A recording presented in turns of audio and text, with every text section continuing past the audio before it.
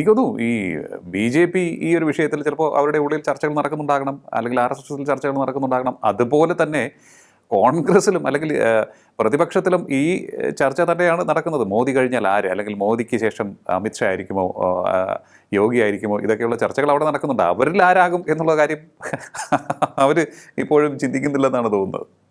അല്ല, അവരുടെ ഉള്ളിൽ അതൊക്കെ നമ്മൾ വെറുതെ വിചാരിക്കുന്നതാണ്. കാരണം ഈ കോൺഗ്രസ്സുകാരെ പോലെയോ അല്ലെങ്കിൽ ഈ CPM-കാരെ പോലെ അല്ല BJP-കാർ. അവർ 25 കൊല്ലത്തിന് ശേഷം നടക്കാൻ പോകുന്ന കാര്യങ്ങൾ അവർ ഇപ്പോൾ ആലോചിച്ച് തീരുമാനിച്ച് റെഡിയാക്കി വെച്ചിട്ടുണ്ട്. അങ്ങ് അത്രയും ഒരു ദീർഘവീക്ഷണവും അതനുസരിച്ചുള്ള തയ്യാറെടുപ്പും നടത്താൻ കഴിവുള്ള ഒരു സംവിധാനമാണ് RSS, BJP അല്ല. RSSന്റെ ഒരു രാഷ്ട്രീയവൽകൃതമായ രൂപമാണ് BJP. സംഘ് പരിവാറിൽപ്പെട്ട ഒരു രാഷ്ട്രീയ പരിവാറാണ്, ഒരു പ്രധാനപ്പെട്ട ഒരു പരിവാരം എന്ന് പറയാം. പ്ലാൻ അവർക്കുണ്ട്. അവർക്ക് നേരത്തെ കൂട്ടി ബ്ലൂ പ്രിന്റ് തയ്യാറാക്കി വെച്ചിട്ടുണ്ട്. അല്ല, ഇത്രയും പഴക്കമുള്ള ഒരു സംഘടനയായിട്ട് കൂടി, അല്ലെങ്കിൽ ഇപ്പോൾ 100 വർഷം ആകുന്നു, അപ്പോൾ ഇത്രയും ഒരു പഴക്കമുള്ള സംഘടനയായിട്ട് കൂടി ഇത്രയും ശാസ്ത്രീയമായി ഏറ്റവും അഡ്വാൻസ്ഡായി അവർക്ക് തീരുമാനം എടുക്കാൻ സാധിക്കുന്നു, അവർക്ക് നേരത്തെ ദീർഘവീക്ഷണത്തോടുകൂടി മുന്നോട്ട് പോകാൻ സാധിക്കുന്നു. അതൊക്കെ മറ്റ് എല്ലാ സംവിധാനങ്ങളുമുള്ള രാഷ്ട്രീയ പ്രസ്ഥാനങ്ങൾക്ക് പോലും അത് സാധിക്കുന്നില്ല.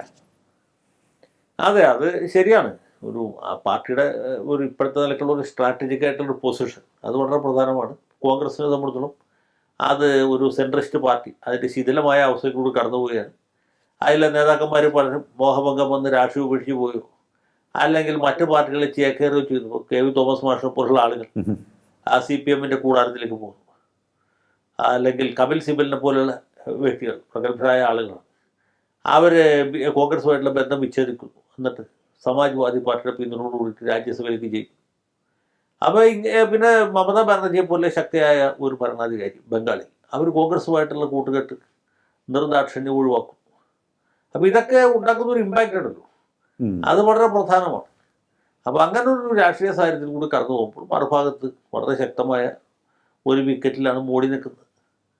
അപ്പോൾ സ്വാഭാവികമായിട്ടും അദ്ദേഹത്തിന് ഒരു പൊട്ടൻഷ്യൽ എനർജി ഉണ്ടാവും എന്നുള്ളത് നമ്മൾ പറഞ്ഞിട്ട് കാര്യമില്ല. അത് സ്വാഭാവികമായിട്ട് സംഭവിക്കുന്ന ഒരു കാര്യമാണ്.